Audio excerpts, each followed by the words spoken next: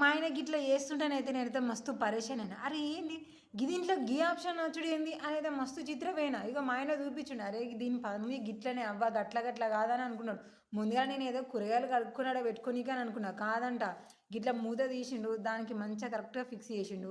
దాని తర్వాత ఒకసారి స్విచ్ చేసిండు, ఆన్ చేసిండు. అదేనా అటు ఇటు ఏమైనా ఎగురుతుందా పోతుందా అన్నట్టుగా చూసిండు. మంచిగా వస్తుంది అని అనుకున్నాడు. ఇక ఇప్పుడు అసలైన వాడకంది దాని మీద క్యాప్ లెక్కున్నది, ఈ మూత లెక్కున్నది కదా, దీన్ని కూడా దాన్ని పెట్టేసిండు, కరెక్ట్గా ఫిక్స్ చేసిండు.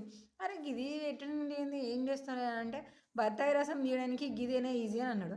గిదింతో ఎట్లా తీస్తారు, మిక్సర్లో అయితే గిర్రమనేస్తాయి అయితే కదా, గిట్ల ఎట్లా తీస్తారని అనుకున్నా. ఇక చూస్తూ ఉంటే ఒక బత్తాయి తీసిండు, నడిమికి కట్ చేసిండు. గిట్లా దాని మీద మళ్ళీ క్యాప్ లెక్క పెట్టిండు, గట్టిగా పట్టుకొని ఉన్నాడు. కథ మిక్సర్ ఆన్ చేసిండు.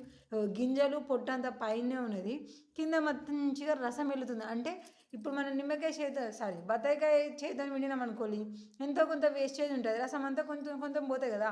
గట్ల కొంచెం ఒక్క డ్రాప్ కూడా వేస్ట్ లేకుండా ఈ మిషన్లోనైతే అంటే ఈ మిక్సర్లోనైతే మాత్రము ఎంత మంచిగా రసం తీస్తుంది తెలుసానులా.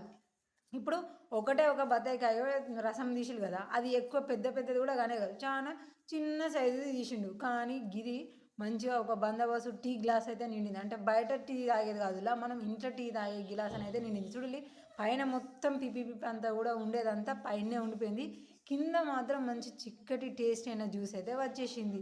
చాలా బాగుంది కదా వాడకం. మరి ఇంకెందుకు లేటు, పెద్ద వీడియో ఇంకొకటి చూస్తే మీకు దీన్ని ఎట్లా కొనాలి